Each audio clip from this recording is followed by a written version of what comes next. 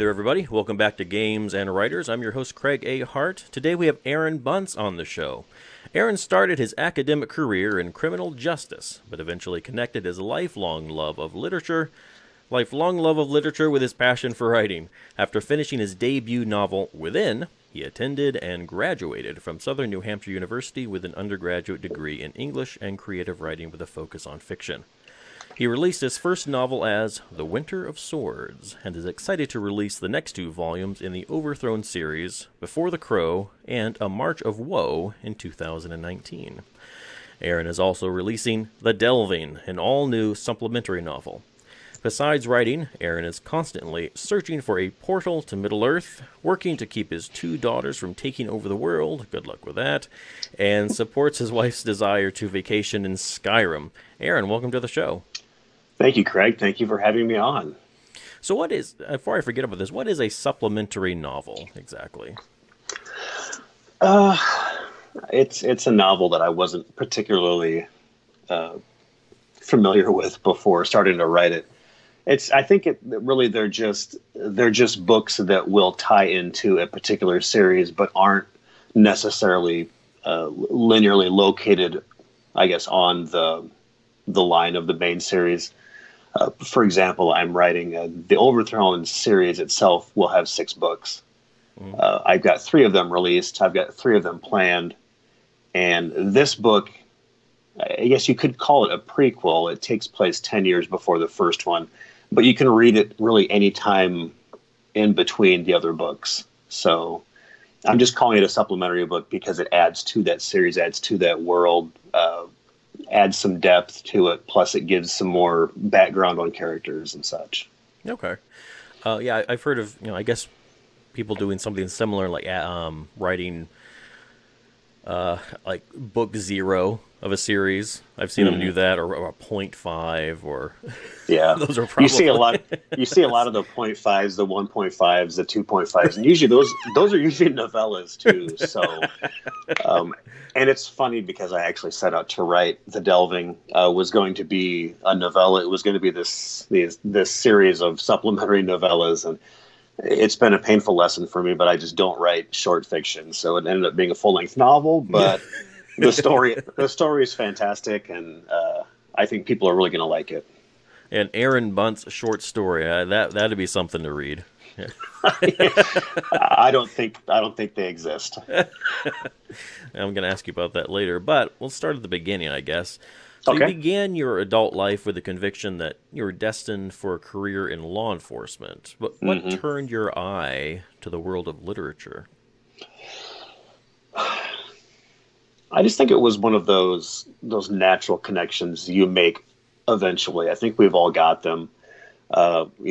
Graduating high school and, going into college originally, I just kind of settled on that as a career. I originally went to college. I graduated with a degree in law enforcement. But the more that I dipped my toe in that world, the more I realized that I maybe didn't have the temperament for it, or maybe I was a little too, I don't know. It's hard to explain, but I just didn't feel like it was a natural fit. And I worked, I went from job to job to job, regular job. And finally, I had a friend that I worked with who has very similar interests to my own. And we grew up on a lot of the same books. So we talked literature every day. And, finally just kind of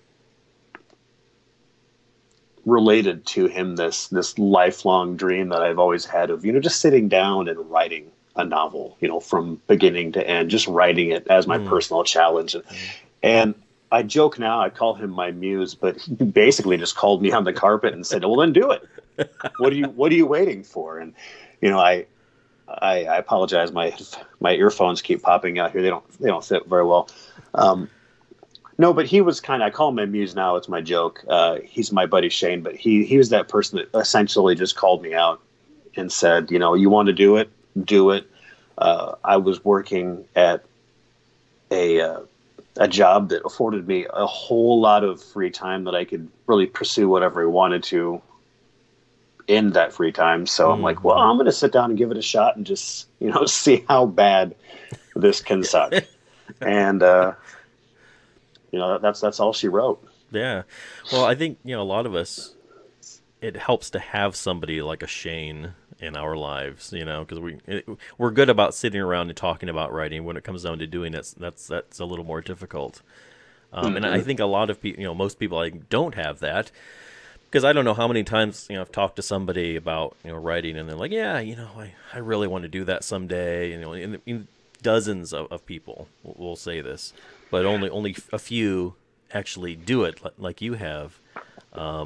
So yeah, I mean, that it's great that you had somebody like that. Not to say that you wouldn't have done it at some point on your own, but it's always nice to have somebody like that to give you a bit of a kick in the pants or something, or just express some belief that you could do it. Mm-hmm. I think that's there's a psychologist who was talking about people and the fact that most people don't get not only the encouragement that they need, but they don't get any encouragement at all, and how little it actually takes to propel somebody into doing, bettering, whether it's bettering their circumstances or in your case, pursuing something that you loved for a long time but hadn't, and all that. So it's great that you had that. Were you a voracious reader as a kid? I was. I think that had a large influence, at least early on. Yeah, what kind of stuff did you read? Oh, goodness. Or maybe I should ask, what kind of stuff didn't you read, maybe, if you were that big of a reader? Oh, it wasn't that I read, that large of a span of genres, but it will probably come as no surprise to people who've read any of my stuff at this point, what I was weaned on at an early age. My dad was a huge science fiction fan when he was younger, so early on, I think it was even the first chapter book that I read cover to cover was Red Planet by Robert Heinlein. Oh, okay. And I fell in love with science fiction from that moment on. Even before that, though, they were very good about reading to us before we got into reading on our own. We were younger. My dad read me the entire Lion, Witch, and the Wardrobe, the entire Narnia series. So I was kind of raised on C.S. Lewis. After that, and after I got into science fiction, I read Tolkien's works. It was Lord of the Rings, the entire trilogy. And then, it was from there on, it was science fiction, fantasy. And then I got a little older, and I think that as you age, your tastes change and mature a little bit and patina. Right. And I got into reading some thrillers, and Crichton was one of my favorites. I loved how he framed a story. I loved the amount of research and backstory and scientific validity he was able to add into his stories and his premise. So, and then from there it was thrillers, and then I kind of moved my way down the scale, darker and darker. I got into horror. I started reading King and Dean Koontz. In college, when I was working on my English degree, I had this strange kick where I just read a lot of H.P. Lovecraft, and that can take your brain in a completely different direction, let me tell you that. But yeah, no, it's like you start out with one genre and you'll stick with it for a long time, but it will naturally lead you to others. I think that's the really fascinating thing about being a reader and how it can affect you as a writer is some of these genres, especially the speculative fiction genres like science fiction, fantasy, you also get in, and then these lend very easily towards others. You get into, it's very easy to slip then into some of the newer thrillers, especially the psychological or the techno thrillers, and then you can work into like the psyop stuff or the political espionage books as well, murder mysteries, stuff like that. They just as soon as you dip your toes in the water, it seems like the whole world of fiction opens up to you, and there's all these different avenues you can take. Yeah, I mean, it's interesting you talk about different genres and how they interface, and I think it's good that you read across genres, because I think different genres bring different things to the craft of writing. Generally speaking, of course, like for example, you got science fiction, which is great to learn about world building and stuff like that. You've got some, like, say, literary fiction, for example, is really good at characterization, and thrillers and suspense really good at plot. So if you can, read across these genres, that no matter what genre you end up writing, your work is going to be stronger for it because you've been exposed to all these different elements. Yeah. Also key, talking about reading to kids, because I'm thinking back, and like my mom particularly read to me a lot, and I think I would be remiss not to give credit to that, because I think that had a lot to do with propelling me on the road. I kind of ruined it, though. I got to the point where I was starting to get interested in like audiobooks and recording, and I was like, Mom, I want to record you reading these books so that I can, because you don't always have time, and then you can play it back. But so she started doing that, but then she got so OCD about it. She kept having me stop the tape, rewind, trying to fix the mistakes, and it just it kind of ruined the whole thing, because I forget I'm going to read on my own. No, cut that. Right? New tape. I don't like how I delivered that one. Cut it. Like, no, I'm not gonna broadcast these. You're a sound engineer in the making, even from a young age. And look where you're at now. It just lends perfectly to where you're at. And look how I turned out. Oh God! Exactly. Behind a microphone, wearing the headphones. So, what's your ultimate goal as a writer? Oh, that is the question, isn't it? It is the question. And it's weird because it's such a multi-tiered question as well. Yeah. Because, I mean, you know how it is when you first start. Like I said earlier, your first challenge is just writing that first manuscript, getting the first project finished. And then you prove to yourself that you can do it. And that's a big deal. And it's a huge self-confidence booster. Yeah. And then you hand it off to people to read it, and then they verify that it doesn't suck completely. And then you work your way through the process. You try, like I did it, you try the traditional publishing route. You learn how to deal with rejection, which is a huge thing. Yeah. And I can't speak to that enough, how taking that year, I took a solid year just to pursue the traditional publishing route, and dealt with, agents and publishers, and suffered through a lot of rejection. And I was actually just telling this to my eldest daughter tonight, that, sometimes we think that we've achieved a lot in a craft or in a specialty or in a hobby. But it takes time and it takes outside perspective to really show how much area of growth we still need to make. Right. And I spent that year, trying to do the traditional publishing route, and it didn't work out for me because, quite frankly, looking back on it now, I wasn't anywhere near ready. My writing ability wasn't where it needed to be. My grasp of story and structure and character and arc and pacing and development, all that wasn't, even where it is now. And I still believe that I have a long ways to go. But it helped me realize that as a writer, I want to continue to grow and, to continue to develop myself and my abilities while telling stories. And I think that's really what I want to get out of this, is just I want to be the storyteller. And that goal will probably continue to evolve.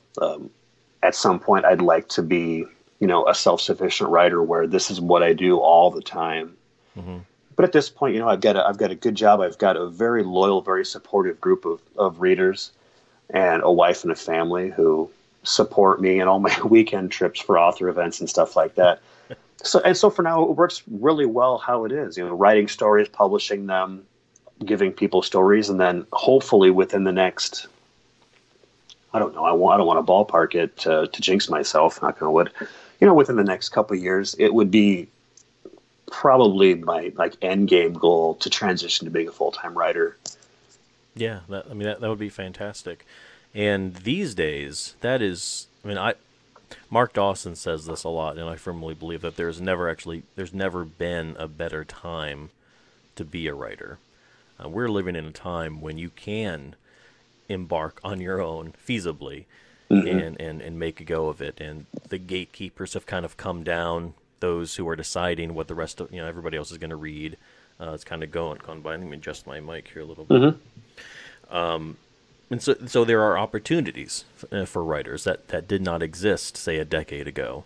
Or even even 5 years ago, really. Yeah, I mean, yes, the industry has evolved so quickly that, I mean, it was stagnant for so long, and then suddenly, like, the floodgates open, and there's all this new technology and a resurgence of interest in becoming a writer, because people are like, well, okay, maybe I don't have to play that little song and dance with the Big Five in New York anymore. Maybe I can go. And a lot of people, you and I are in the same boat, as I think, in terms of, in game. But there are a lot of people who they just want to put something out, that's been a bit of a passion project for them.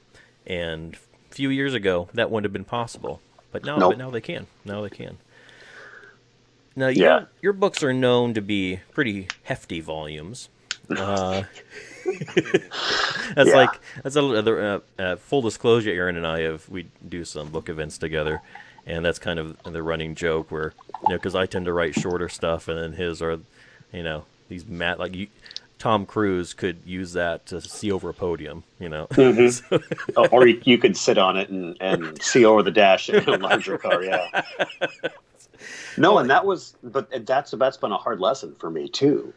When I wrote my first book, when it was Within, and my whole goal, and it was this, based off of a series of false notions, but was I wanted it to be as long as possible. I wanted to write this grand, huge tome. I wanted to drop this massive, epic story on the world. So, as I was writing it, I did a lot of things to try to make the story longer.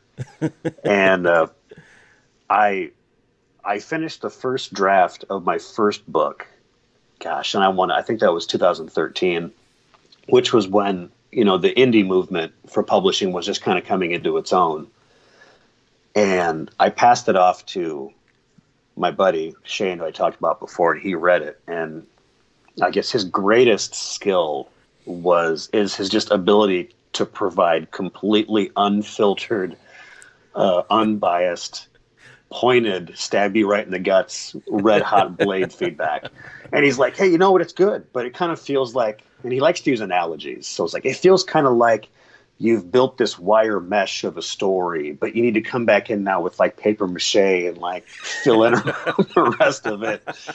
And I'm sitting over here in the corner in the fetal position crying because, when you're a new author, there's one thing that you can't deal with right away, and that's take rejection. right. It's hard. It really is, unless you've been forced to deal with it a lot before that.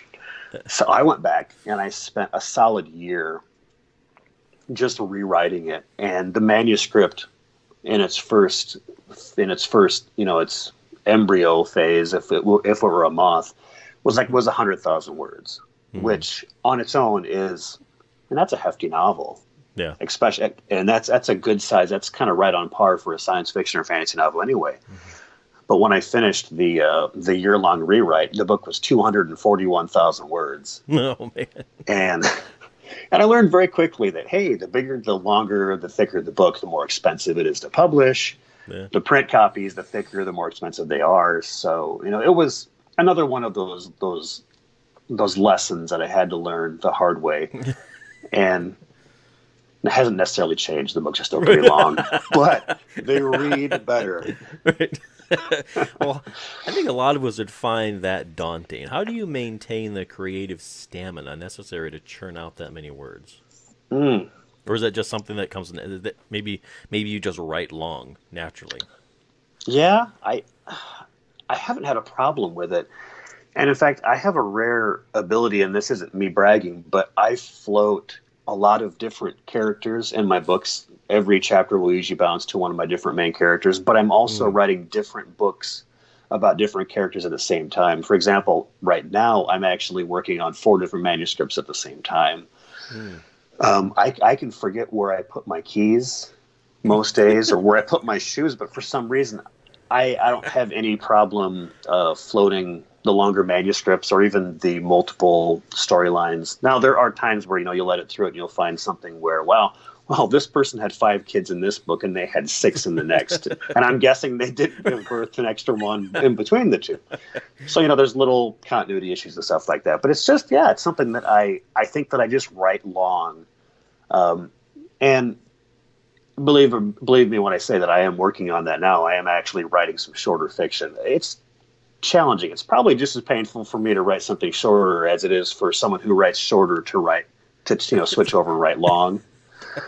But I'm going to break that mold eventually, someday. Yeah, no, that'll be interesting. I gotta see that. Yeah. But like I said, that supplementary novel was supposed to be a 50,000 word novella, and I think it finished up at 94,000. So, well, you're only like 100% past the goal, right? I mean, it's well within the margin of error. Right, exactly. So you write, I guess, mostly in series, but you write some standalone stuff as well. How do you, when you are working on your series, how do you keep things fresh? Because I can see there being, for example, in a series I'm working on, it's very tempting, not even tempting, I start doing it without realizing it, but repeat certain situations are like, oh, here he's running from a guy with a gun again. I've seen that before. I mean, how do you make sure that things stay fresh for your readers? Oh, geez. That is a hard question because, as you know, with especially the books you write, where it's mysteries and it's procedural and stuff like that. I mean, conflict is the name of the game. Right. Conflict is the name of the game with literature, period. Anyway, I mean, if you're writing in fantasy, science fiction, mystery, thriller, romance, I mean, it's all different forms of conflict.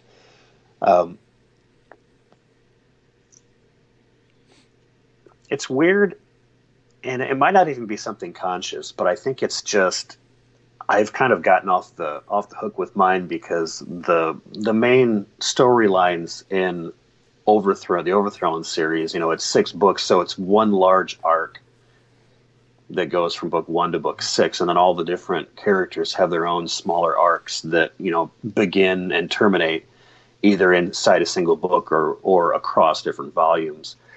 So I've got a bunch of very different, diverse characters who are from very different, socioeconomic backgrounds who are dealing with similar situations, but all in different ways and with different methods and with different approaches. So far, I've just kind of lucked out that I guess I could say my characters have kind of bailed me out and helped a lot of the story grow organically as the series progressed. And I do things a little differently too, because I don't plot out my books. Okay. For example, The Delving was just supposed to be, the short novella. The main character is the father of one of the female protagonists in the Overthrown series. And I started writing that with just a very small premise, just like an idea. And I started with the first scene, and developed the relationship between him and his wife and his whole slew of kids. He's got 7 children. And then with kind of the rough framework of the story in mind, I just wrote it scene to scene to scene and let the story build on itself as it went. And that might be part of the reason why my books end up getting longer, is because I don't stick to a tight, strict storyline per se. Yeah. And it can... Well, and I learned before writing the other ones too that the story can bob and weave on you as you're writing. You can go off in directions that you hadn't intended before. You got characters who pop up that you hadn't intended to take as much of the spotlight as you originally planned, and then they're screaming for more attention. Right. So, I guess it's a roundabout way of answering your question. Keeping the scenarios fresh for the readers is difficult, especially when you start getting into longer and longer and longer series. I was a big fan of his name is Bob Salvatore. He writes for the Wizards of the Coast, the Dungeons and Dragons fiction series, and he wrote the Dark Elf series. I read them from starting right after I graduated high school up until when I started writing fantasy myself. And he's got a lot of books in this series. And what I noticed was that regardless of all his efforts to keep the conflicts like new and fresh and original, they did start to repeat. And ironically enough, that's actually the reason why I kind of put those books and down and stopped reading them. That it started to feel like I was starting to rehash similar situations. You know, it was getting formulaic, new situation, but similar to the last one, just different place, different time, different characters. Right. So, I mean, that's issue number one. I think we're all fighting against that with every book that we write. We're trying to bring people the most original, compelling conflict with the most engaging, lovable characters we can. So, right. I don't have it figured out yet, I guess.